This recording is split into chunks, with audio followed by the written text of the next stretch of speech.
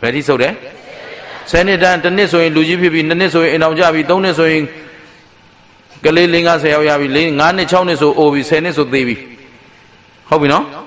I could query at that Luba. How will I? Ludaga quit the love of Shiro, the PB Sodoma, no? Eri Senedanga Nima Luria, Gojin Diari, Piapjala, Sene Yaudoreka, the Jamini and the Kare, Queen and G. Swabido, Twitch or Edo, Quisaka, Saint Muso, quit the Lusala when she, Luria, Shido, Lubioma, no? Edo Queen and G. Swabido, Lareka, Lurio, Gojin Diama Soundtain, a Consapi Mesoroma, Jow Lambido, Navadilla Soundtain. Soundtain on Navadilla, Longjone, Mibaria, Muipala, Senedanga Muido, then the same that she. How we know? Aku alo at that day to do yoga remiana, Babielo. Tila Bielo, Diabielo. How will I? Tila Longjone, Miba. Navadilla, Soundtain, Miba Nabaga, Papala, or Senedanga, Muido, and then the same. And then the Sedanga, Muido, and then Lizard. They look Jandetta, Betty Teleso, I think she did. Erao, Ayuga, the Galo call. Padale? Elo Camio Chausa Lake Gabadi. How will I? Gabadi being Gabapiadole, Chausa Lake Jare, Piapiro, among Mari Lema, when it are Chausa Lake Jare, the Kagabapian di Sauta Chausa Lake Jare, Chausa Lake Liliu, the Gavalu call. How will I? Aku do Payaga, do Bada Gabama, Payapuela Raga, Ayuga, Athenchia, Senegan, Athenchia, Elo Apian, Shipiama, Payasa Point. How we know? Shipiama Payadasu, Gobiama Payadasu, Sebiama Payadasu, Satabiama Payadasu, Payabanasu, Gumbi. Shinano? Ado Aku Ayuga Santacasura, Seka Miama, Puene. Gadaba Payashin Goromia Jiha, a thin chair danga so bido, a nipple out dama buen. Natao, Biambio? Hello, Payashin do midima, Tekama, Bedoma buen. Sokama, my point. How will I? Now, women, Media Payaga, a knit the thing dama buen. Palama women? Payashin no, a knit the thing dane, Auga, the Yadane, Jarema, my point. The thing done that Jovidole. My boy in the low, the Yada, Aule, Shinalai, the Vaina enjoy a Luria attacker, Tishi Luna, Nisa Doka, another hollow, Mayabu. The Boba the light. The Yada, Auyo, Surole, Koseko, Tainting Nanzwan, Mashija, or the Yaholo, Mayabu. Jinavila. A Kukamero Koseko, Tainting Shidila. Shide in the Bawa do Bawamia. T10 now Jadway Shimla. A chain mealy lupita. Kudo dea Josa would dimate. Getchi, Dina Dabiorum. A shimia, Kadava Piashin, Koromiaji, and then Nataundama, Point Bido. Preneva Sane. Preneva Sandoro, Kadava Piashin, that door, Dadu Zedi. Oh, Lavi. Parale? Hello, Zedima, Dadu Zedi, she day. Dama Zedi Shire Puri Boga Zedi Zedi Venamu Jinadano Erot Zedi dog Tita go where Sura Dabe Dadu Zedi Sura Miasofia Dato Muiro Puzotara. How will I? Dama Zedi and the Yadama Miasofia Damakanari Puzotara. Now Oh Data Miasofia go Jesu Yiman or dead had a Zedi. Now, oh, they that Zedi. Now, Bribogas or Miasofia, don't sound so. Lubima, Luergo Miana, body young mini, Shula. Any body young may have body young mango, and me view Miasofia Singoromaji Pia Piedre. Bribonga Zedi tight. How will I? Young wing, at a body young so in that they java 30 times. Briboga. Zedi. That when young children, young children, so as Zedi Pietane, and do be Shimlai. Get Gambi, Edo, Zedi Venamushi. Edo Lemurema, Akupuzo Manga, Dadu Zedi, Bazedi. Tatama Piashin Goromiaji, Zedi, Tato Muidorigo, Aku, Goroma Piashin, Tato Rilu, Goran Gotana, Wima Bibene, Eddie Kikajaro. ကသဗ္ဗဘုရားရှင်ကိုတော်မြတ်ကြီးရဲ့တပည့်သားသားဘောကတွေကအကုန်စုပြီးတော့မဟာစေတီကြီးတည်ဗာတည်တယ်တယူဇနာအတိုင်းရှည်ရှိတဲ့ရွှေစေတီတဲ့တယူဇနာဆိုတော့12မိုင်ဟုတ်ပြီနော်12မိုင်ရှိကျယ်တဲ့ဇေဒီကြီးတစုတည်ပြီးတော့ရှင်ဘုရင်တွေကောတိုင်းသူပြည်သားတွေကောအားလုံးယဟန်တန်ဃာတွေပါဝိုင်းပြီးတော့ဒီဇေဒီမှာပူဇော်ကြအဲ့တော့အဲ့ဒီပူဇော်နေတဲ့အချိန်မှာတခိတခါဆိုသလိုပဲမြတ်စွာကသဗ္ဗဘုရားရှင်ကိုတော်မြတ်ကြီးပြိဋိဘံစံပြီးနောက်ဓာတုဇေဒီကိုယခုလိုပန်းနေနဲ့ပူဇော်တယ်။ဘာနဲ့ပူဇော်တယ်။ရှင်ဘုရင်ကလည်းပန်းနေနဲ့ထူးထူးလဲလဲလာပူဇော်တော့ဟာသူ့နောက်ကတထေးတွေခရိုနီတွေဘာညာအကုန်ပါလာမှာပေါ့နော်။အဲ့ဒီကုမ္ပဏီပိုင်ရှင်တွေကလည်းဘုရင်ပူဇော်တော့ဘုရင်နောက်ကမူကြီးမယာတွေကလည်းပန်းနဲ့ပူဇော်တထေးတွေကလည်းပန်းနဲ့ပူဇော်ဆိုတော့တိုင်းသူပြည်သားတွေကလည်းအလူရဲ့ပန်းနဲ့ပူဇော်ကြတော့ဇေဒီကြီးမှာတခါတည်းပန်းတွေနဲ့ဝေးပြီးတော့တယူဇနာပတ်လည်ရှိတဲ့ဇေဒီကြီးကိုဘာတွေနဲ့ပူဇော်ကြအဲ့ဒီပန်းပူဇော်တဲ့ဝတ္ထုတွေကအများကြီးရှိတယ်နော်အပန်းကလေး10ပွင့်နဲ့သူများဝယ်သွားလို့ကြံသွားခဲ့တဲ့ဥယျာဉ်ထဲမှာကျွေကြနေတဲ့ပန်းလေး10ပွင့်နဲ့လူသွားတဲ့ပုံကူမျိုးတွေလည်းရှိတယ်အခုဒီတယောက်ကတော့တစ်မျိုးဟုတ်ပြီနော်အဲ့ဒီကသဗ္ဗဇေဒီကသဗ္ဗမြတ်စွာဘုရားရှင်ကိုတော်မြတ်ကြီးဓာတုဇေဒီကိုပန်းနဲ့ပူဇော်ကြတဲ့နေရာလာပြီးတော့အသီးသီးပန်းလေးတွေထိုးပူဇော်ပြန်သွားကြ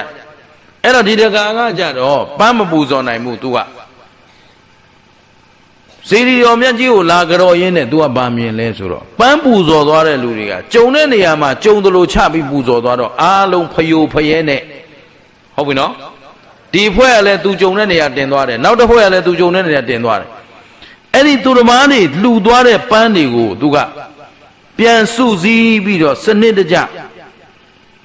အခုဒီမှာပန်းလေးတွေထိုးထားတော့သူ့ပန်းနဲ့သူလှအောင်ပတ်အောင်စီစဉ်ပြီးမထိုးဘူးလား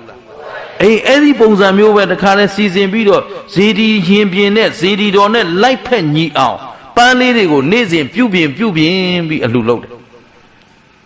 သူ့ပန်းပါလားပါဘူးဘယ်သူတွေလှူသွားတယ်သူများလှူသွားတဲ့ပန်းကိုဘာလုပ်တော့ဘယ်လိုလုပ်လှူတယ်ပြုပြင်ပြီးတော့လှူတယ်ပန်းပြင်ပြီးတော့လှူတယ်ပြောဒါမှမဟုတ်သူဒီနတ်သားနာမည်ကိုကသူနိခိတပါတယ်လေသူနိခိတဆိုတာလူတွေကပန်းတွေကိုပူဇော်သွားတဲ့အခါမှာဒုနိခိတတဲ့ဒုနိခိတဆိုတာမကောင်းသဖြင့်အနေအထားတွေဖြစ်နေအစီအစဉ်တွေဖြစ်နေဟုတ်ပြီနော်အစီအစဉ်မကြနာမလှပပဲနဲ့ဇေဒီရင်ပြင်မှာပန်းပုံကြီးပုံထားသလိုဖြစ်နေတယ်အဲ့ဒါကိုဒီသူနိခိတဆိုတာအဲ့ဒီပန်းတွေကိုသူ့နေရာနဲ့သူစနစ်တကျစီချယ်ပြီးတော့ပန်းအလှပြင်ပြီးပူဇော်တယ်။မလုပ်တယ်။ဒါဖြင့်ပင်ပန်းကြီးကျယ်ရှိသလား။မရှိဘူး။အဲ့တော့ तू ကခက်စိုက်ထုတ်ရတာလည်းမရှိဘူး။ဒါပေမဲ့သူများလာလူတဲ့ပန်းကို तू ဝါယမစိုက်ပြီးကာယကံစေတနာတွေနဲ့တခါတည်းကြာနာပြုတ်ပြင်ပြီးမလူဘူးလား။အဲ့တော့နေ့စဉ်နဲ့မြပန်းပြင်ပြီးလူတဲ့အလုပ်ကို तू လုပ်တယ်။ဟုတ်ပလား။အဲ့ဒီပန်းပြုတ်ပြင်ပြီးလှူခဲ့တဲ့ကုသိုလ်ကောင်းမှုကြောင့်တဲ့ဒီဗိမာန်နဲ့ဒီစည်းစိမ်ကိုရတာ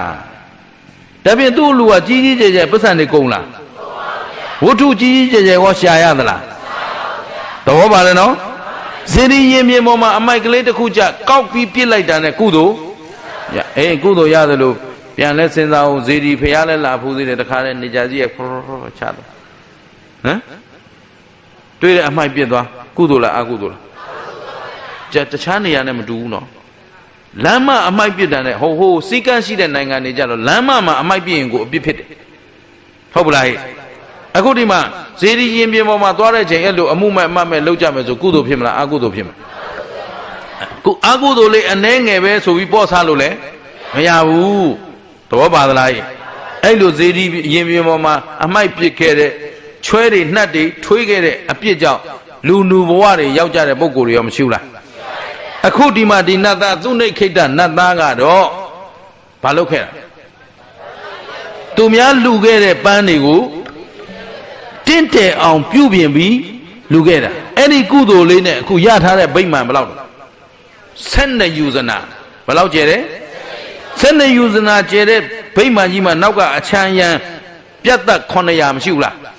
အဲ့လိုတင်းတယ်နဲ့အချွေရနတ်သမီးတွေနဲ့ ဖြောပြေတဲ့ပုဂ္ဂိုလ်တွေနဲ့အပြည့်စုံနေရတဲ့ကုသိုလ်ဟာတဲ့မပြောပလောက်တဲ့သူတစ်ပါးလှူထားခဲ့တဲ့ဇေဒီရင်မြင်မှာလှူခဲ့တဲ့ပန်းကလေးတွေကိုမလုပ်တော့လှအောင်ပအောင်တင့်တယ်အောင်ပြုပြင်ပေးခဲ့တဲ့စေတနာစိတ်ကလေးကြောင့်ဟုတ်ပလားသူ့ဘဝလည်းတင့်တယ်ဖြောင့်မတ်တဲ့ဘဝမရောက်ဘူးလားရောက်တော့မှရှင်မမောကလန်ကိုတော်မြတ်ကြီးကသာဓုသာဓုဆိုပြီးတော့ဟောတရားလဲဟောတယ်ဘာလို့လဲတရားဟောတယ်ဆိုတာအခုမြတ်စွာဘုရားရဲ့တပည့်သားတွေဟောပြီဆိုရင်တော့လောဘဒေါသမောဟတိုးပွားကြောင်းဟောမလားလောဘဒေါသမောဟကင်းကြောင်းဟောကင်းကြောင်းဟောတော့အခုနတ်ဘဝနတ်စည်းစိမ်ရထားတယ်ဆိုတာဟောမြဲသလားအခုဒီကုသိုလ်အရှိန်လေးကုန်ရင်ဘာဖြစ်တော့ပြန်ကြပါလားမကြဘူးလားအဲ့တော့အထက်တက်ဆိုတာတက်ပြီးရင်အဲ့တော့ပြန်ကြတဲ့ဘဝရှိသလိုပြန်မကြတဲ့ဘဝရောပြန်မကြအောင်ကိုလှုပ်လို့မရဘူးလားအဲ့ဒီမှာရှင်မာမောကလန်ကတရားဟောတယ်အဲ့တော့ကသမဘုရားရှင်ကိုတော်မြတ်ကြီးပြိဋိဘံဆံပြီးကြတဲ့အခုနောက်ထပ်ဂေါတမဘုရားပွင့်တဲ့အချိန်ထိတဲ့သူဟာဒီနတ်စည်းစိမ်ကိုခံစားနေတာနတ်ပြည်ကပြန်ဆင်းရတယ်လို့ကြည်သာဘာလုပ်ခဲ့တဲ့ကုသိုလ်ဇေဒီရင်ပြင်မှာ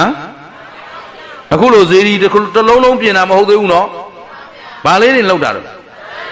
လှူထားတဲ့ပန်းကလေးတွေပြင်ပြီးပူဇော်တာနဲ့နတ်စည်းစိမ်မရဘူးလား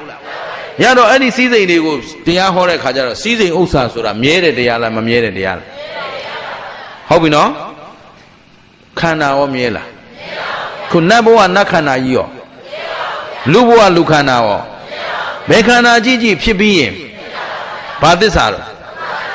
အဲ့တော့နတ်ကြတော့အဲ့ဒါလောက်ပဲမေးလိုက်တယ်ရှင်မာမောကလန်ကမင်းအခုနတ်ခန္ဓာရောမြဲသလားဆိုတော့ तू ကသဗ္ဗဘုရားရှင်လက်ထက်ကလေးကစည်းစိမ်ခံစားနေတာအခုချိန်ထိနတ်ပြည်မှာပဲနေရသေးတယ်ဆိုတော့မကောင်းသောဘဝရောက်သလားမရောက်ဘူးမရောက်တော့ဒီစည်းစိမ်လေးနတ်စည်းစိမ်ကုန်တဲ့အချိန်ဘာလို့အောင်အောက်ပြန်ဆင်းရမလားမဆင်းရဘူးလားအဲ့တော့မဆင်းရတဲ့နီးဆိုတော့အခုမင်းခန္ဓာမင်းကြည်စမ်းกว่าတဲ့သူနှိတ်ခိတ္တနတ်သားမင်းခန္ဓာကြီးရောမြဲသလားနတ်ဘဝနတ်ခန္ဓာရောမြဲလားခန္ဓာမှမမြဲရင်နတ်စည်းစိမ်ရောအဲ့ဒါလောက်ကလေးမေးလိုက်တာခန္ဓာကမြဲသလားမမြဲဘူးလားဆိုမမြဲပါဘူးဖေ။ချမ်းသာသလားဆင်းရဲသလားဒါဖြင့်အစိုးရသလားကိုလိုချင်သလိုချဲလဲလို့မရဘူးဒါလေးပြောလိုက်တာနဲ့သူနှိတ်ခိတ္တနတ်သားသောတာပန်တည်သွားတယ်။ဘာတည်သွားလဲသောတာပန်တည်အောက်ပြန်ဆင်းစရာအကြောင်းရှင်းသလားဘာလေးလူခဲ့တဲ့ကျိုးပန်း तू ကပန်းကို तू ကိုယ်တိုင်စိုက်လူတာလား तू များလူတာပြင်တာလားပြင်တတ်ကြလား तू များလူထားခဲ့ပြီဆိုလူထားတဲ့အတိုင်းဒီတိုင်းပြစ်ထားခဲ့ရင်လည်းပြီးသွားမှာဒါပေမဲ့ဒီတိုင်းပြစ်ထားတာလေးကိုမြင်ရတော့ तू မျက်စိထဲမှာမြင်လိုက်ရတာနဲ့ကောင်းသောမြင်ခြင်းလားမကောင်းသောမြင်ခြင်းလားဒါလေးကိုပြုပြင်မှပဲဆိုတော့ तू မှာမျက်လုံးရှိတယ်ကုသိုလ်လိုချင်တဲ့မျက်လုံးရှိတယ်ဟုတ်ပလားကုသိုလ်တရားအတွက်လက်တွေခြေတွေရောမပါဘူးလားပန်းလေးတွေကိုလက်နဲ့မပြင်ရဘူးလားခြေထောက်နဲ့သွားလာပြီးမလုပ်ရဘူးလားအဲ့တော့သူ့မှာကုသိုလ်ဖြစ်စေတဲ့လက်လဲကုသိုလ်ဖြစ်စေတဲ့ခြေထောက်လဲသူကိုယ်အင်္ဂါတွေချွေရင်မှုကုသိုလ်တရားအတွက်သူအလုံးမလုပ်ဘူးလားလုပ်ခဲ့တဲ့အတွက်အဲ့ဒီအနှဲငယ်အများလောက်သောကုသိုလ်လေးကသူ့ကိုအကျိုးပေးအများကြီးမပေးဘူးလားဘာလေးဖြူစင်တာစိတ်စေတနာလေးဖြူစင်တာရှင်းသလားသူများလူခဲ့တဲ့ပန်းလဲအလကားမဖြစ်အောင်ဟုတ်ပလားအဲ့တော့ဒီပန်းတွေကြည့်ရှုရတာအစင်မပြေရင်လာကြည့်တဲ့လူတွေလည်းမြတ်စွာဘုရားရဲ့တပ်ပယ်ခြင်းတင့်တယ်ခြင်းဇေဒီတော်မှာကြည်ညိုပွဲပြတ်သွားမှာဆိုလို့ဇေဒီရဲ့အကြည်ညိုလည်းမပြတ်အောင်ဆိုတော့သူစေတနာမမှန်ဘူးလား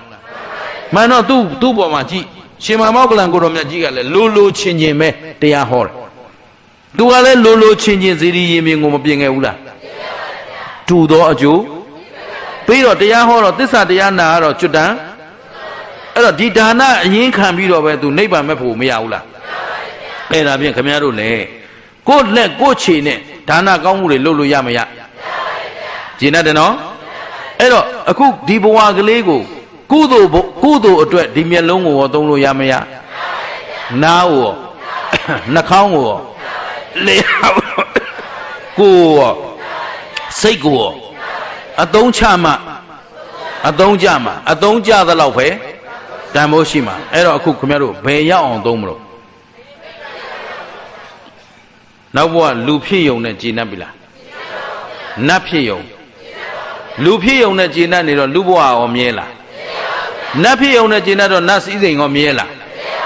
အားလုံးကဖြစ်ပြီးရင်ကုသိုလ်ကံရှိသလောက်ခံစားကုသိုလ်ကုံတော့မပြည့်စည်ဘူးလားအဲ့တော့ပြည့်စည်မဲ့အလုပ်လုပ်မလားမပြည့်စည်တဲ့အလုပ်လုပ်မလားမပြည့်စည်တဲ့အလုပ်ဆိုသတိထားဝရိယဆိုင်ပညာနဲ့ကြည့်ဝိပဿနာဉာဏ်နဲ့ကြည့်လိုက်တော့ယုံနာခန္ဓာဆိုတာဖြစ်ပြီးရင်